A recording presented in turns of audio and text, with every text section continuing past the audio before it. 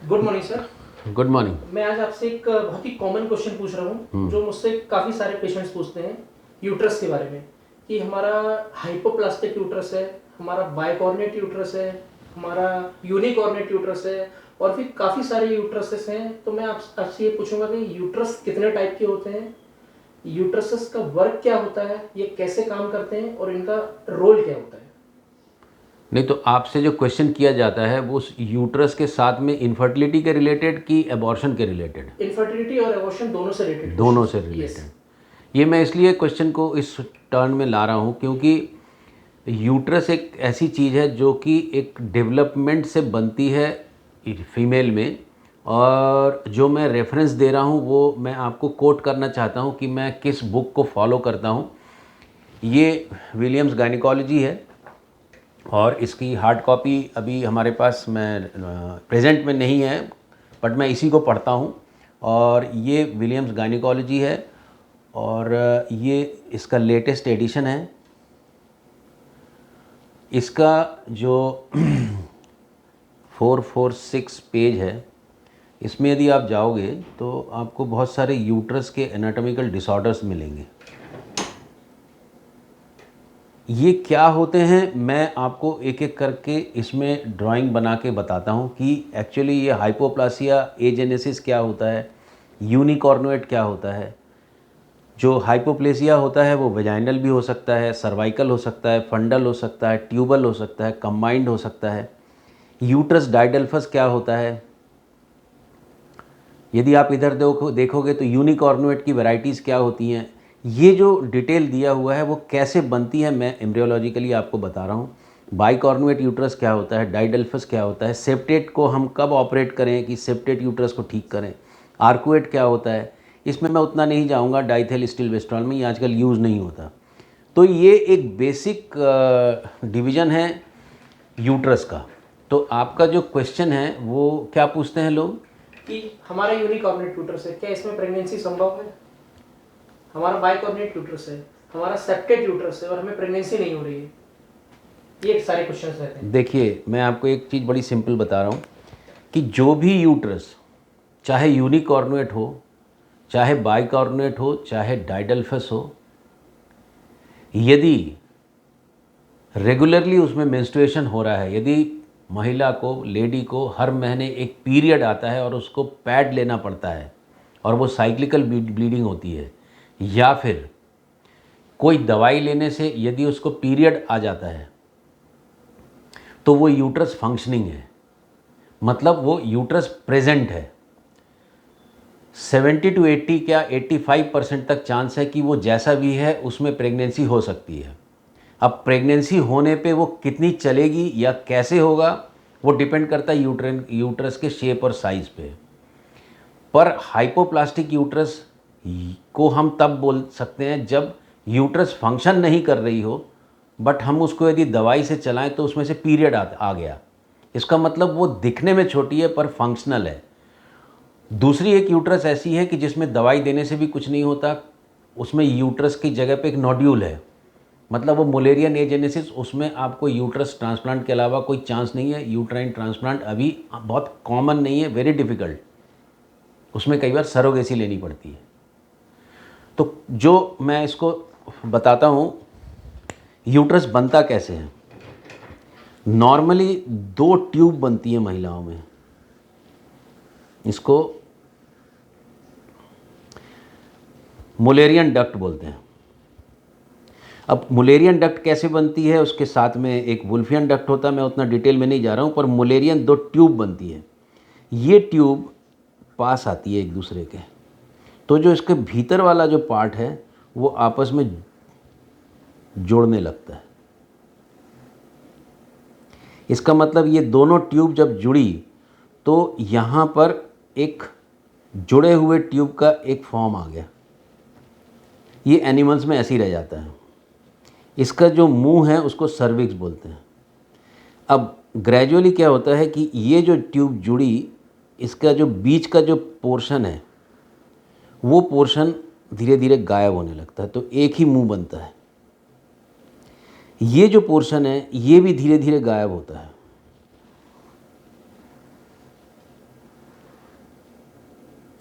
तो आप देखोगे यहाँ पर पूरा यहाँ तक था, फिर यहाँ तक था, फिर यहाँ तक है। अभी भी यूट्रस में सिंगल कैविटी है पर यहाँ एक डेंट है।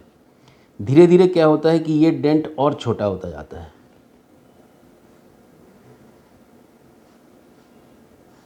ये योनि है। इसका मतलब ये जो डेंट है ये एब्जॉर्ब हो रहा है। धीरे धीरे ये एब्जॉर्ब होते होते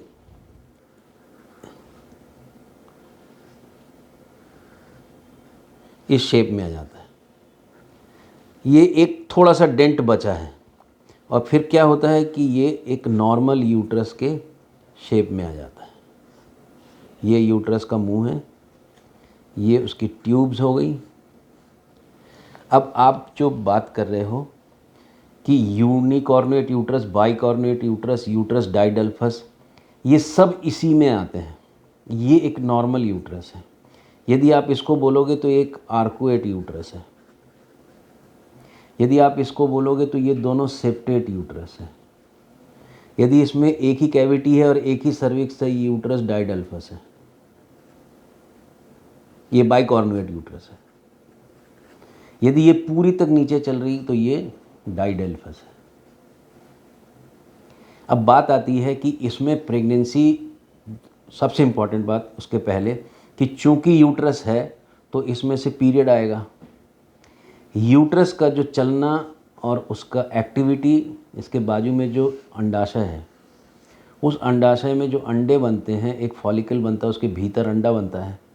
इससे एक ईस्ट्रोजन नाम का हार्मोन बनता है। इस ईस्ट्रोजन के हार्मोन के कारण इसमें ये छोटी रहती है साइज़ में, फिर इसमें फिर वृद्धि होती है। वृद्धि होने से ये नॉर्मल साइज़ में पहुंच जाती है। अब यदि ये ओवरी ख़राब हो गई तो ईस्ट्रोजन निकलना बंद हो गया, तो यही यूट्रस आप देखोगे ऐसा हो जाता है।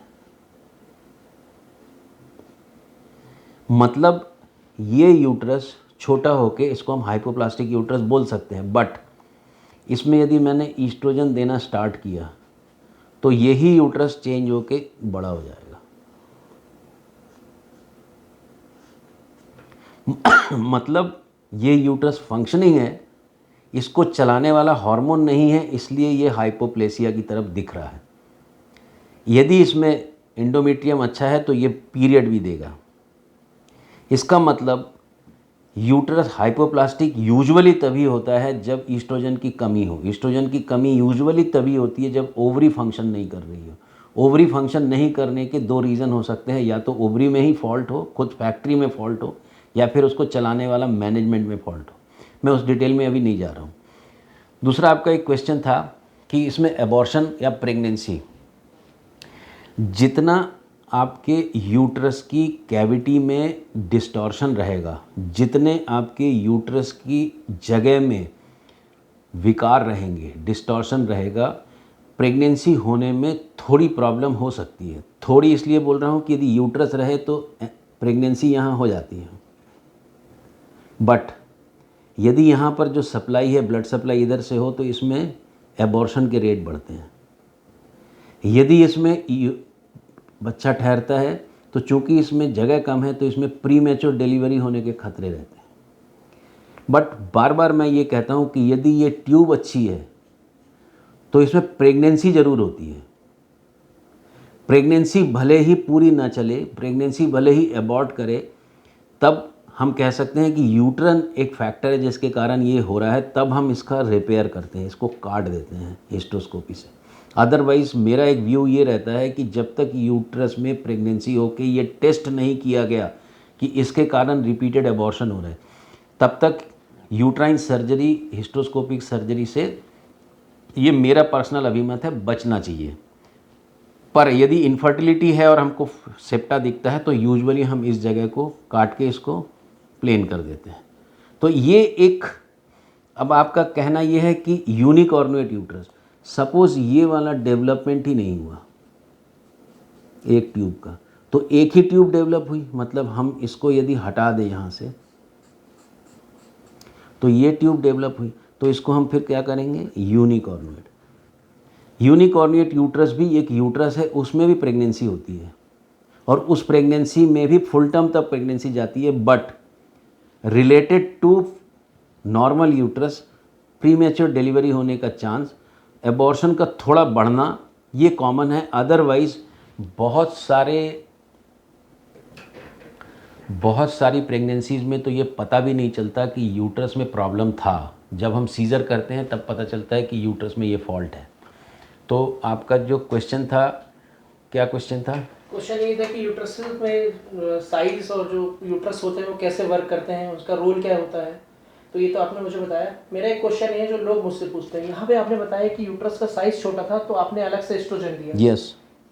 लोग बोलते हैं कि हमारी यूट्रस का साइज छोटा है और प्रेगनेंसी का पीरियड कभी नहीं आया, अलग से मार्केट से दवा देते हैं तब पीरियड आता है, तो क्या वो इसी कंडीशन में होता है? ये जो मार्केट से दवाई देते हैं तो नॉर्मली एक ईस्ट्रोजन का, इसका एंडोमेट्रियम बच्चेदानी की लाइन को प्रिपेयर करने के दिया जाता है, प्लस उसके बाद में एक प्रोजेस्टेरॉन। आप यदि कोरल कॉन्ट्रासेप्टिव जो नॉर्मली दिया जाता है उसमें आप देखोगे वो ईस्ट्रोजन प्लस प्रोजेस्टेरॉन की पिल्स होती हैं। यस। तो ईस्ट्रोजन से ये बढ़ता है साइज़ में, और प्रोजेस्टेरॉन से ये ईस्ट्रोजन के कारण जो एंडोमेट्रियम बना, जब आप इसको ख़त्म करते हो 21 दिन में, नॉर्मली ऐसे यूट्रस में हम 14 दिन ईस्ट्रोजन देते हैं, 7 दिन प्रोजेस्टेरॉन देते हैं। प्रोजेस्टेरॉन देने के बाद जब हम इसको बंद करते हैं तो ईस्ट्रोजन के कारण जो एंडोमेट्रियम बना था वो स्खलित हो जाती है, बाहर आ जाती है, उसको पीरियड बोलते हैं। पर ये पीरियड नॉर्मल नहीं है, इसको विड्रॉल पीरियड बोलते हैं। क्योंकि इसका ईस्ट्रोजन और प्रोजेस्टेरॉन शरीर में नहीं बन रहा तो हमने उसको बाज़ार से ख़रीद के दिया। पर बाज़ार से ख़रीद के देने के बाद यदि उस यूट्रस से ब्लीडिंग हुई तो वो यूट्रस फंक्शनल है, उसमें प्रेगनेंसी हो सकती है। यदि अपने अंडे नहीं बन रहे तो डोनर एग से हो सकती है। यदि अपने अंडे नहीं बन रहे बिकॉज ऑफ ब्रेन के कारण, पिट्यूटरी के कारण, तो आप उसको गोनाडोट्रोपिन से खुद के अंडे से खुद के यूट्रस से बच्चा करवा सकते हो। मतलब खुद के यूट्रस से बच्चा हो सकता है? यस, हो सकता है। लोगों का ये कहना रहता है कि पीरियड नहीं आया मतलब कभी मां नहीं बन पाएंगे। नहीं, पीरियड नहीं आया और दवाई से भी नहीं आया, ईस्ट्रोजन प्रोजेस्टेरॉन से भी नहीं आया, तो यूट्रस की लाइनिंग में खराबी है, वो एक अलग मुद्दा है, वो एंडोमेट्रियल डैमेज है, वो एशरमैन सिंड्रोम कहलाता है। पर यदि ब्लीडिंग होती है तो यूट्रस फंक्शनल है। इवन टर्नर सिंड्रोम में जो यूट्रस छोटा होता है, हाइपोप्लास्टिक होता है, उसमें भी आप ईस्ट्रोजन और प्रोजेस्टेरॉन का सीक्वेंशियल दोगे तो वो यूट्रस तैयार हो जाता है एडल्ट यूट्रस जैसे। और यदि आप उसमें एग डोनेशन से करोगे तो वो प्रेग्नेंट भी हो सकती है, बच्चा भी जन सकती है। ओके। सुनने के लिए बहुत बहुत धन्यवाद।